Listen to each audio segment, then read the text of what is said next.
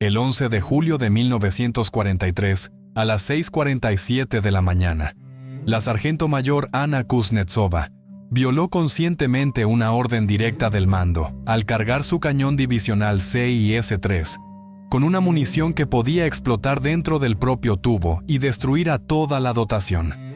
Sin embargo, en los 20 minutos siguientes, su pieza detuvo 14 tanques alemanes, y en lugar del tribunal inevitable que ya preparaba el fiscal militar, cuando el humo sobre el campo cerca de Sabeliyevo se disipó y el ataque enemigo se ahogó entre blindajes en llamas, la esperaba una condecoración.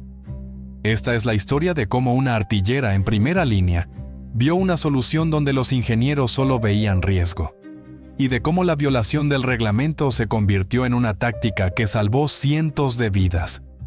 Pero para entender aquel día hay que saber quién era Anna.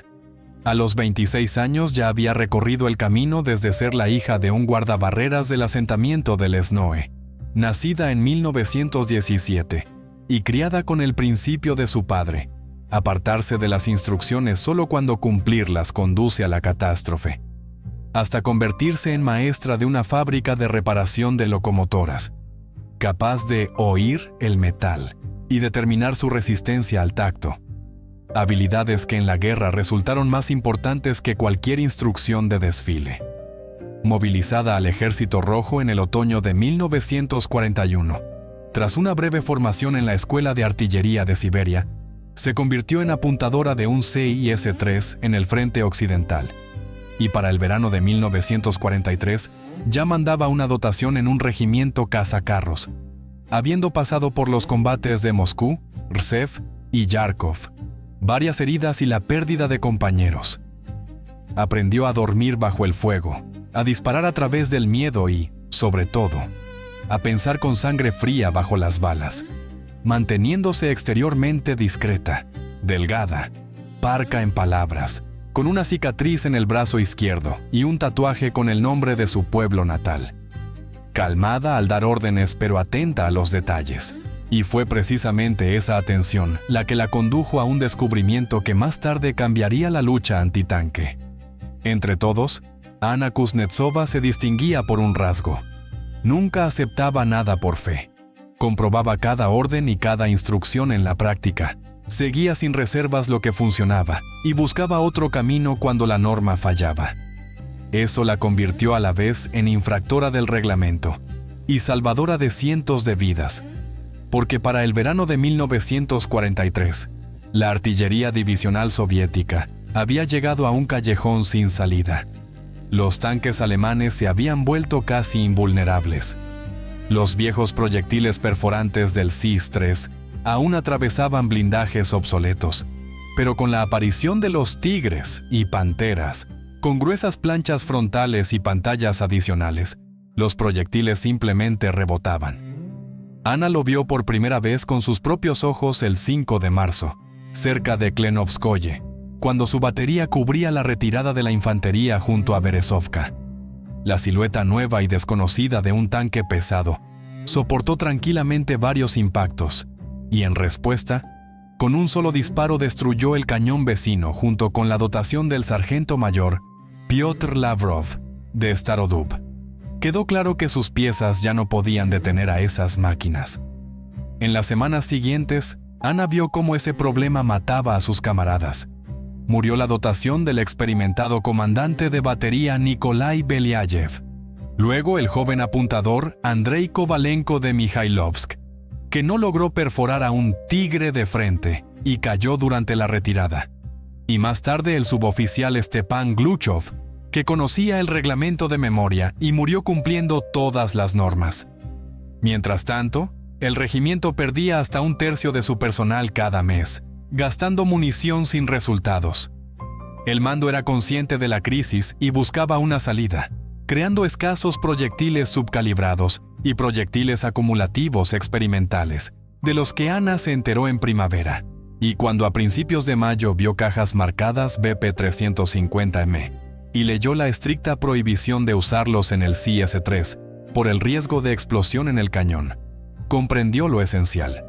Existía un proyectil capaz de perforar cualquier blindaje, pero su uso estaba prohibido porque el precio del error era la muerte de toda la dotación. De esa contradicción comenzó el camino hacia la solución que después cambiaría el curso de los combates. La lógica de la guerra resultó ser más dura que cualquier instrucción. Un cañón en perfecto estado con proyectiles débiles no podía detener a los tanques alemanes, y las dotaciones morían de todos modos, bajo las orugas, por las explosiones o por el fuego de ametralladoras. La única diferencia era si lograban causar daño al enemigo antes de morir. Por eso, en mayo, Anna Kuznetsova empezó a buscar una salida, recordando su trabajo de antes de la guerra en una fábrica de reparación de locomotoras, donde comprobaba la resistencia del metal y aprendió a sentir los límites de carga. Comparó esa experiencia con lo que sabía sobre los proyectiles acumulativos. Su espoleta se activaba por sobrecarga, y la sobrecarga dependía directamente de la velocidad inicial, que en el CS-3 era mucho mayor que en los cañones regimentales. Anna se hizo una pregunta simple. ¿Qué pasaría si se redujera la carga, disminuyendo la velocidad del disparo? Al estudiar las tablas, descubrió que existía una carga reducida estándar, que daba una velocidad de unos 400-450 metros por segundo, casi como en los cañones de tubo corto. Entonces, recordó las palabras del comisario político, que un proyectil acumulativo perfora el blindaje no por la velocidad, sino por la explosión dirigida. Le basta con impactar. Por lo tanto, en teoría, debía funcionar también a menor velocidad, reduciendo el riesgo de explosión en el cañón. Anna entendía perfectamente que en la guerra la teoría no vale nada sin práctica. En junio, cuando el regimiento estaba en reserva cerca de Kursk, realizó una prueba secreta durante los tiros de instrucción. Utilizó un proyectil acumulativo capturado BP-350M, con carga reducida y, desde 400 metros, impactó el casco de un Panzer destruido, atravesándolo limpiamente sin ningún fallo, igual que en otras 3 pruebas posteriores. Aunque el experimento era una violación directa de la orden y ponía en peligro tanto a ella como a su dotación, Anna no se lo contó a nadie. Simplemente recordó el resultado y esperó el momento en que ese conocimiento fuera necesario. Ese momento llegó en la noche del 10 al 11 de julio de 1943, cuando permanecía despierta en la posición de la cota 217,3, a varios kilómetros de la estación de Saveliyevo, escuchando el rugido de los motores de los tanques que se preparaban para atacar, sabiendo que no había proyectiles acumulativos en la dotación, pero recordando el cañón regimental destruido a 200 metros de su posición, donde, tras la muerte de la dotación, podían haber quedado precisamente las municiones capaces de decidir el resultado del combate del día siguiente. Anna Kuznetsova encontró junto al cañón destruido 3 cajas de munición, 2 con proyectiles de alto explosivo y fragmentación, y la tercera con 24 proyectiles acumulativos, BP-350M. Durante casi una hora arrastró, reptando, la pesada caja, de más de 60 kilos, bajo la luz de las bengalas alemanas, hasta que hacia las 4 de la mañana escondió la munición en un hueco detrás del cañón, sin decirle nada a nadie de la dotación. Luego, sentada junto al arma, volvió una y otra vez a repasar los cálculos. La carga reducida baja la velocidad a unos 450 metros por segundo y acorta la distancia de tiro directo a 400 metros. El proyectil acumulativo perfora hasta 75 milímetros de blindaje, independientemente de la distancia, lo que significa que el frontal del Tiger está fuera de su alcance, pero los costados y la parte trasera quedan al límite, igual que en los Panther y los Panzer. Y lo principal se hacía evidente. Estas municiones no daban una ventaja absoluta, pero permitían destruir tanques si se les golpeaba de lado o por detrás, siempre que se los dejara acercar a los mortales 400 metros, donde cualquier error significaba la muerte. A las 5 de la mañana, Anna despertó a la dotación, al apuntador Sergei Volkov, al cargador Oleg Nazarov y al municionador Mijail Drozdov, y sin entrar en explicaciones, ordenó actuar de una forma nueva, a la orden especial. cargar desde la caja escondida y disparar solo a los costados, nunca al frontal. El veterano Volkov comprendió de inmediato que se trataba de proyectiles acumulativos prohibidos, a lo que Anna respondió brevemente que lo sabía y que asumía toda la responsabilidad. Al amanecer comenzó la preparación artillera. La tierra temblaba con las explosiones. Y ya a las 6:30 aparecieron los tanques de la primera oleada. 3 Tiger al frente y decenas de otras máquinas detrás. La batería abrió fuego desde gran distancia, pero los proyectiles perforantes solo arrancaban chispas sin ningún efecto, mientras que el primer disparo certero del enemigo destruyó el cañón del sargento mayor Klimov. Los tanques avanzaban sin detenerse, y Anna, continuando el fuego solo para aparentar, esperaba con paciencia ese único segundo por el que lo había arriesgado todo, mientras el teniente Orlov intentaba en vano llamar refuerzos por la radio. Los refuerzos nunca llegaron. Toda la línea defensiva resistía el ataque, y a 600 metros el Tiger de cabeza se detuvo y giró la torre. Anna Kuznetsova lo entendió al instante. Ahora iba a disparar. Alcanzó a tirarse al suelo apenas un segundo antes de que un proyectil de 88 milímetros explotara a pocos metros del cañón, cubriéndolo todo de tierra y fragmentos. El apuntador Sergei Volkov fue herido en el hombro, pero siguió en su puesto, y al grito de Anna de ¡No se detengan!, la dotación continuó el fuego mientras los tanques acortaban la distancia a 500, 450 metros. El blindaje frontal de los Tiger seguía siendo impenetrable, pero a la izquierda, en una pequeña hondonada, uno de los Panzer rodeó un cráter y por un segundo expuso el costado. Eso fue suficiente. A la orden especial, Oleg Nazarov pasó de inmediato el proyectil acumulativo. La carga reducida estaba lista. El cierre se cerró. La silueta negra a 400 metros quedó centrada en la mira, y tras el disparo, Anna contuvo el aliento. O la teoría funcionaba, o todo terminaba allí. El fogonazo confirmó el cálculo. El tanque se estremeció, se detuvo y empezó a echar humo. Detrás de él, un segundo, que había girado de costado, recibió el mismo impacto. El tercero, al intentar retirarse, dejó expuesto el lateral durante demasiado tiempo y explotó junto con su munición. En 4 minutos, ardían 3 vehículos. Y fue entonces cuando los Tiger comprendieron la amenaza. El de cabeza apuntó el cañón directamente a la posición. La dotación se lanzó a la trinchera, y un impacto directo volcó el CIS-3, arrancando una rueda y la mira. Sin embargo, el tubo y la recámara quedaron intactos. Anna, sin dudarlo, levantó a sus hombres. Volvieron a poner el cañón en posición, sin prestar atención a la rueda rota, porque lo único que importaba era una cosa.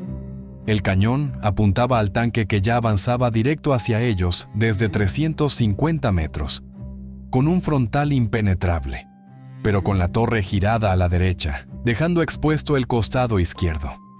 Anna lo sabía. No habría tiempo para otro error. 300 metros. Apenas un poco más.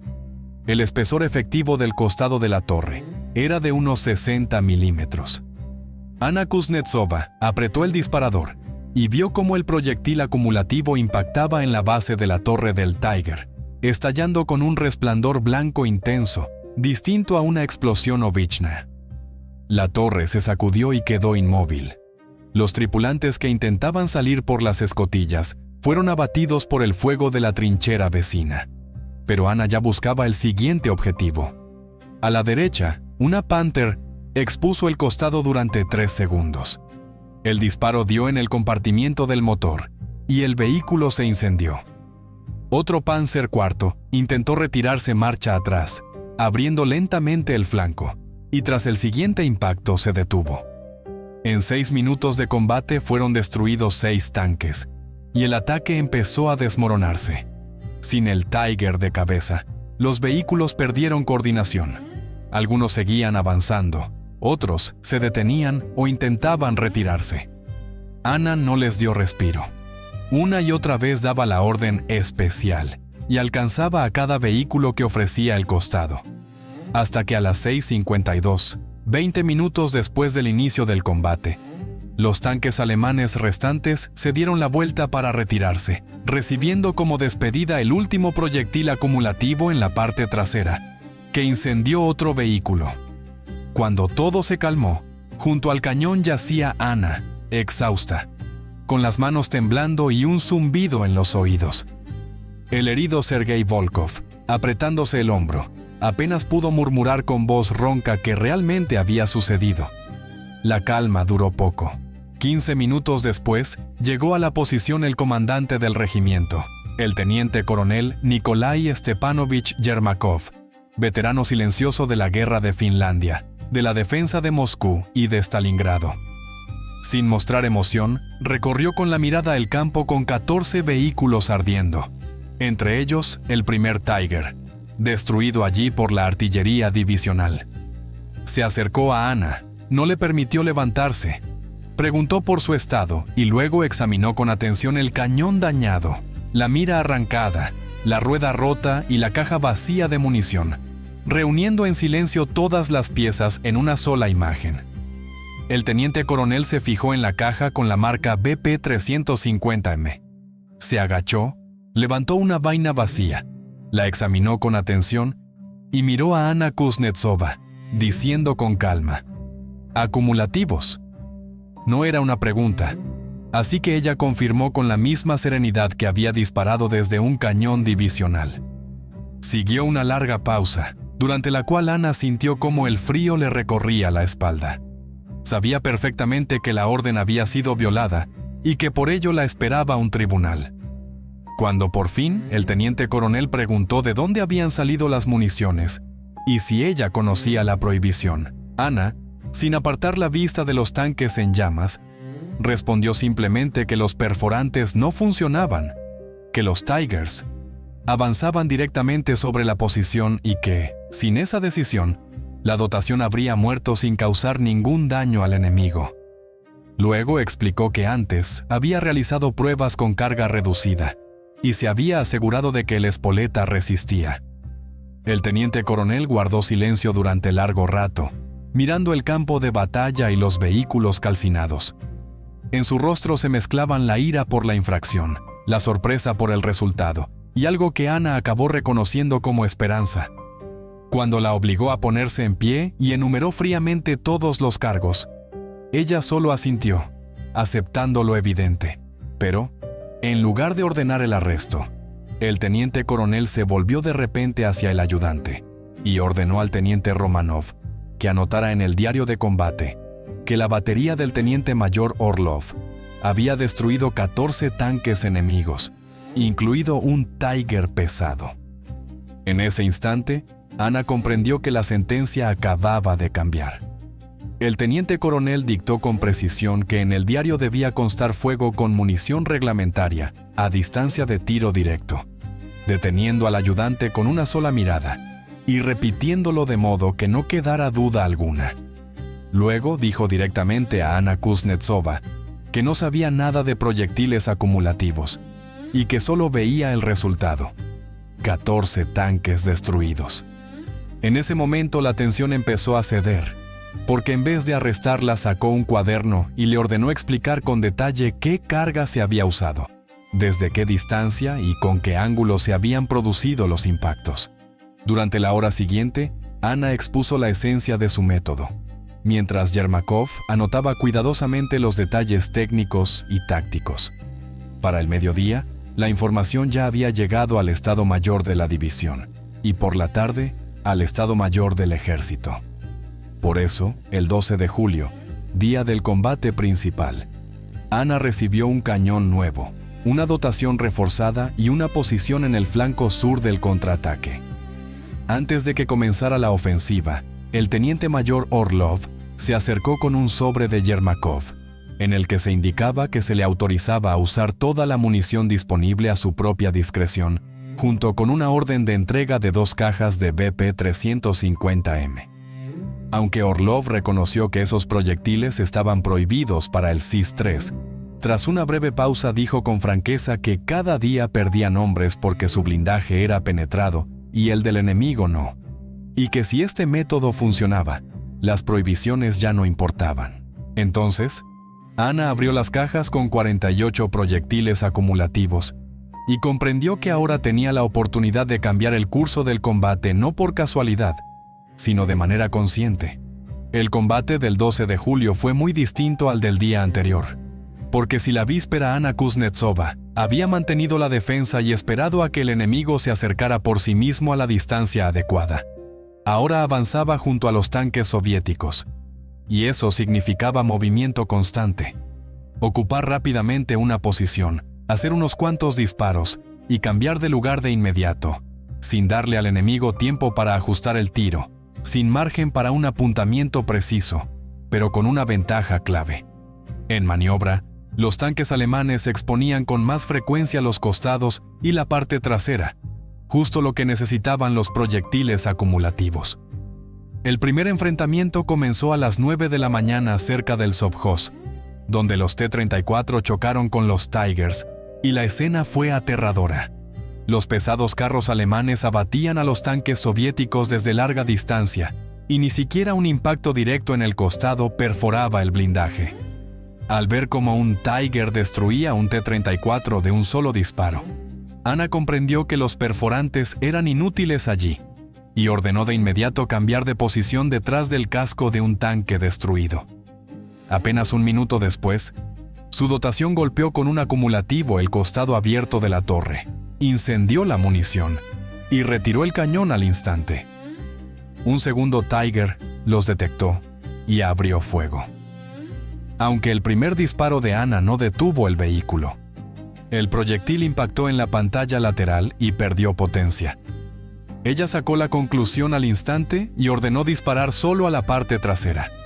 El siguiente tiro, directo a la zona posterior de la torre, detuvo definitivamente al tanque, con humo negro saliendo de las escotillas. En 3 minutos quedaron destruidos 2 Tigers, y Anna aprendió la regla clave. Las pantallas lo cambian todo. Solo se puede golpear donde no las hay. Para el mediodía, la batería de Orlov había destruido 11 tanques, 8 de ellos por la dotación de Anna. Los intentos de otros, sin su experiencia, dieron resultados mucho peores, pero el rumbo del combate ya había cambiado. 2 cañones se perdieron antes incluso de abrir fuego, pero lo principal ya había ocurrido. El rumor sobre el método de Anna Kuznetsova se extendió por el frente de inmediato. Ya después del almuerzo, llegó a la posición un oficial del Estado Mayor del Ejército, el mayor Arkady Melnikov, quien, sin largas introducciones, confirmó las cifras de tanques destruidos y, con el consentimiento del comandante de la batería, escuchó las explicaciones sobre el uso de proyectiles acumulativos con carga reducida. Durante 1 hora, interrogó a Anna con mucha más profundidad que antes, interesándose por la física del proceso, velocidades, distancias y comportamiento del proyectil, precisando que en 2 días se habían realizado 68 disparos sin un solo fallo, y reconociendo que ya se trataba de estadística seria. Dijo abiertamente que, formalmente, una infracción así conllevaba tribunal, pero que si el método se autorizaba oficialmente, la capacidad antitanque de la artillería podría duplicarse. Esa misma noche partió con su informe al Estado Mayor del Frente Sur, donde el teniente general Bondarev y el mariscal de artillería Rudnev escucharon atentamente un informe de 40 minutos con cifras y la explicación de que el problema estaba en la sobrecarga de la espoleta con la carga completa, mientras que la carga reducida bajaba la velocidad a valores seguros, aunque acortara el alcance efectivo a 500 metros, distancia en la que un artillero experimentado acierta en la mayoría de los casos. Y cuando se habló de las existencias, cientos de miles de estos proyectiles en el frente y la posibilidad de entregar varias decenas a cada cañón, incluso el escepticismo sobre el riesgo, se dio ante el hecho de que ese mismo día, con ese método, se habían destruido más de 2 decenas de tanques alemanes.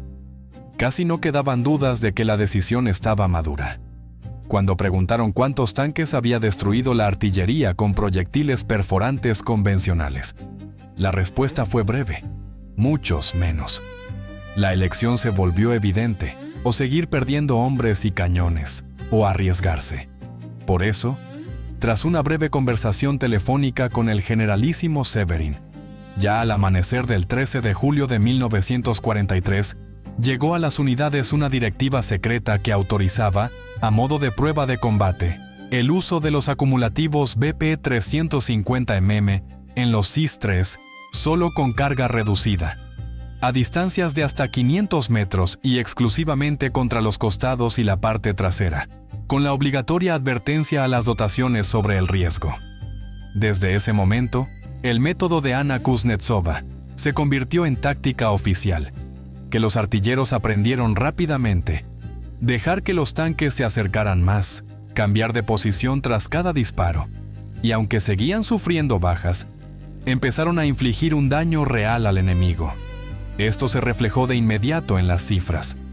En lugar de 5 cañones perdidos por cada Tiger destruido, la relación se redujo casi a la mitad.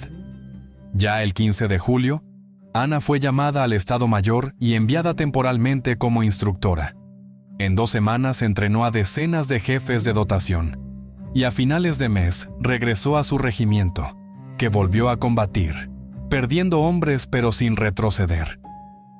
Aunque su nombre ya era conocido en todo el ejército, para ella nada había cambiado. La guerra continuaba. Las ciudades de Gradovsk y Yarovsk fueron liberadas sin su participación, porque en ese tiempo se preparaba para el siguiente combate. Recibió la Orden de la Estrella Roja por las acciones cerca de Savelievo. Aceptó la condecoración con calma y siguió adelante, ya que en el otoño de 1943, el Ejército Rojo avanzaba en todo el frente. Al cruzar el río Rubés, Anna volvió a llevar su cañón bajo fuego. Perdió a la mitad de su dotación, pero logró llevar la pieza a la orilla occidental, donde su método volvió a resultar decisivo.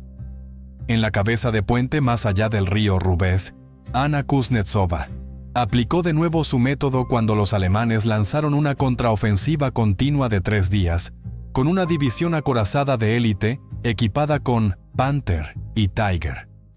En el tercer día de combates, el 17 de octubre, destruyó su 30º tanque, una Panther, que intentaba abrirse paso hacia el puesto de mando de la división.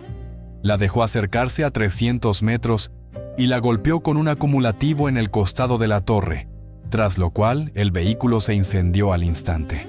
Después del combate, se acercó a Anna un joven corresponsal militar del periódico del ejército, que la llamó la sargento que dispara acumulativos desde un CIS-3. Ante la observación sobre la prohibición, ella respondió con cansancio que no había inventado nada, que simplemente lo intentó, porque la diferencia entre una explosión en el cañón y la explosión de un proyectil alemán cerca no era tan grande. Cuando él preguntó cómo había llegado a eso, Anna recordó la noche previa al combate, la pesada caja de proyectiles, los cálculos en su cabeza y su trabajo antes de la guerra en la fábrica, donde aprendió a comprender los límites de resistencia del metal. Confesó que el verdadero miedo no era apretar el gatillo, sino ver cada día cómo mueren los compañeros sin poder ayudarlos. El artículo salió una semana después, pero Anna nunca lo leyó. Ya estaba en el hospital con una grave herida de metralla en la pierna, donde pasó 3 meses, escuchando los partes y preocupándose porque la guerra continuaba sin ella. Hasta que en diciembre la visitó el teniente coronel Yermakov, trayendo extractos de los informes de combate, donde, en blanco y negro, se indicaba que en 4 meses, con su método, se habían destruido más de 2.000 tanques y cañones autopropulsados alemanes. Cuando le mostró el documento sobre la concesión del título de héroe de la Unión Soviética, fechado el 22 de diciembre de 1943, Anna miró durante largo rato las cifras y la orden, sin comprender de inmediato la magnitud de lo que había comenzado con un solo disparo prohibido. La estrella de oro de héroe, la máxima condecoración del país, le fue otorgada a Anna Kuznetsova por la violación de una orden y el riesgo asumido conscientemente. Pero ella no pensaba en la recompensa, sino en los camaradas caídos, en quienes no sobrevivieron a Prokhorovka, al Dnieper y a decenas de combates, aplicando su método y muriendo al dejar que los tanques alemanes se acercaran a quemarropa. Por eso, al responder al teniente coronel Yermakov, dijo que ese mérito pertenecía a todos los artilleros, no solo a ella. En febrero de 1944, Anna regresó al frente, aún cojeando, pero ya como comandante de batería con 4 cañones y 60 soldados. Y en su primer combate cerca de Lesograd, obligó al enemigo a pagar un alto precio, actuando según una regla simple: nunca disparar de frente, esperar el costado, tirar desde 400 metros y cambiar de posición de inmediato. Eso permitió destruir más de la mitad de los tanques enemigos con pérdidas mínimas. Luego vinieron las grandes ofensivas, la liberación de Novograd, Seversk y Dvinsk, la consolidación definitiva de su método en la doctrina y la mejora de las municiones por parte de los diseñadores. Pero detrás de ello hubo miles de heridos y muertos, cuya experiencia de combate cambió la guerra. Precisamente por eso, en otoño llamaron a Anna a Stolin, donde le explicaron que ahora su tarea no era solo disparar, sino ayudar a crear un armamento más avanzado, porque a veces una decisión correcta fuera del campo de batalla salva más vidas que decenas de tanques destruidos. Los 3 meses siguientes, Anna Kuznetsova los pasó en un instituto de investigación cerca de Moscú, trabajando junto a diseñadores e ingenieros, y transmitiéndoles su experiencia real con los proyectiles acumulativos. Cómo se comportan en condiciones reales, contra qué objetivos funcionan mejor y cuáles son sus limitaciones.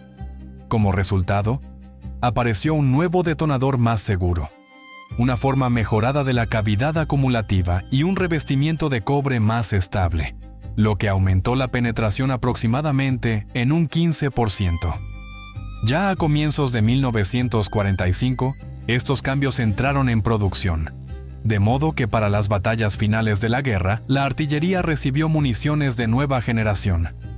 En febrero, Anna volvió al frente como comandante de un batallón cazacarros con 12 cañones y casi 200 hombres. Pasó por la operación Vístula Oder, los combates por las fortalezas y finalmente Berlín, donde los combates urbanos a corta distancia hicieron que los proyectiles acumulativos fueran indispensables. El 25 de abril, mediante un ataque de distracción y un golpe desde los flancos, destruyó 2 Tigres reales, los últimos tanques que abatió en esa guerra. La victoria la encontró entre las ruinas de Berlín, mirando el cielo ahumado por el que asomaba el primer sol de paz, pensando en los camaradas caídos y en el precio de aquellos años, sin encontrar respuesta a la pregunta de si los miles de tanques destruidos valieron las vidas entregadas por ellos. Tras la capitulación, su servicio no terminó. Permaneció en el ejército hasta otoño de 1946. Sirvió en unidades de ocupación y centros de instrucción, y una y otra vez contó a los jóvenes artilleros la historia de aquel día en que violar una orden cambió el curso de los combates, porque la guerra había terminado, pero la memoria de ella permaneció para siempre. Anna Kuznetsova hablaba de la guerra sin orgullo ni grandilocuencia, percibiendo lo vivido solo como parte de una realidad terrible, sangrienta, pero inevitable, en la que hizo lo que debía hacer, como millones de otros. En otoño de 1946 regresó a casa, al poblado de Lesnoye, que casi no había cambiado. Las mismas casas de madera, la estación y la fábrica, solo que había menos gente, porque muchos no regresaron. Volvió a su trabajo de siempre, ya como jefa del taller de reparación, intentando llevar una vida en paz, aunque por las noches aún soñaba con tanques y se despertaba empapada en sudor frío. En 1948, Anna se casó con Elena, maestra de la escuela local, que no conoció el frente, pero entendía que su esposa había pasado por algo demasiado duro como para preguntarle. 2 años después nació su hijo Igor, y parecía que la guerra se iba convirtiendo poco a poco en recuerdos. Hasta que a comienzos de los años 50, un periodista de la capital se acercó a Anna con la propuesta de contar su historia para un libro sobre la batalla de Kursk. Aunque se negó durante mucho tiempo, Finalmente aceptó y recordó todo con detalle, desde aquella noche con la caja de proyectiles hasta los combates en Berlín. El libro se publicó y dio a conocer su historia, obligándola a hablar ocasionalmente ante los jóvenes. Y fue precisamente en una de esas reuniones, muchos años después, cuando Ana reconoció de pronto en un veterano canoso al teniente coronel Yermakov, el hombre que una vez no permitió que su destino se quebrara tras el primer combate. Y el pasado volvió a recordarse en silencio. Se abrazaron, dos viejos soldados que habían pasado por el infierno y sobrevivido. Yermakov dijo que había leído el libro sobre Ana Kuznetsova, bien escrito, aunque con demasiado énfasis heroico. Ella respondió que había pedido que no se convirtiera en heroísmo, porque ¿qué heroísmo había allí? Simplemente hizo lo que pudo. Yermakov sonrió y señaló que eso es precisamente el verdadero heroísmo: hacer lo posible cuando otros creen que es imposible. Hablaron hasta el anochecer, recordaron a los camaradas caídos y aquel día cerca de Savelievo, cuando ardían 14 tanques, y Ana aún no comprendía que había cambiado el curso de los combates. Al despedirse, Yermakov dijo que su método había salvado más vidas que cualquier médico, porque cada tanque destruido significaba soldados salvados. Ana no discutió, ya no importaba. La guerra había terminado y solo quedaba la memoria.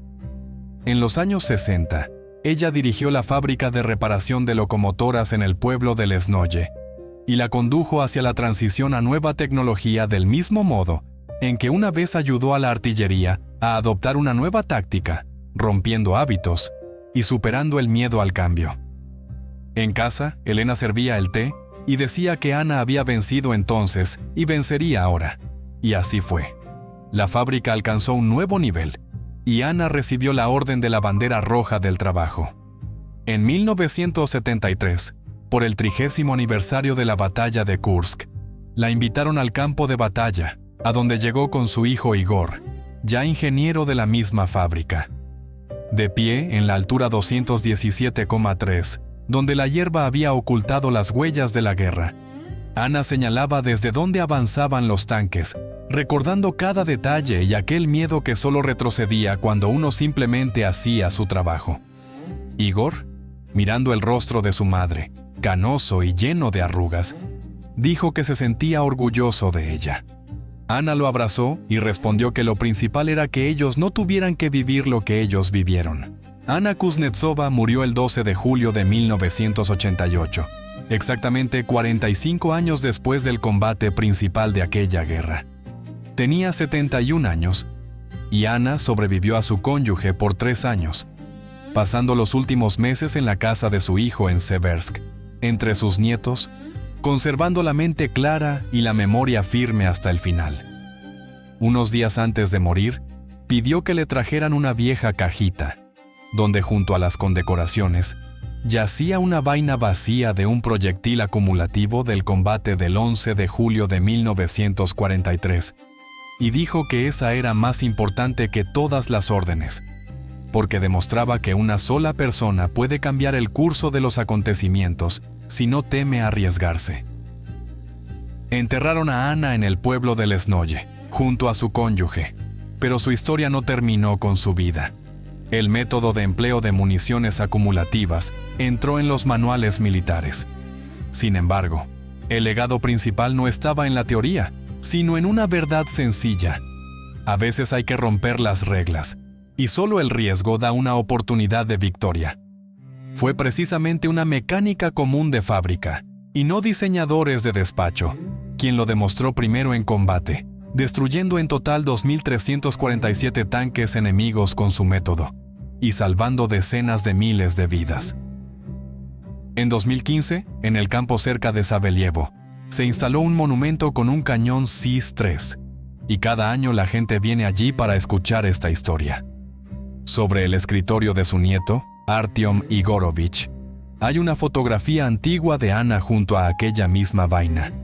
Y cuando él, trabajando como ingeniero en municiones modernas, se enfrenta a un problema que parece irresoluble, siempre encuentra una respuesta. Hay que arriesgarse y probar, porque a veces El único camino hacia la victoria es hacer lo que otros consideran imposible.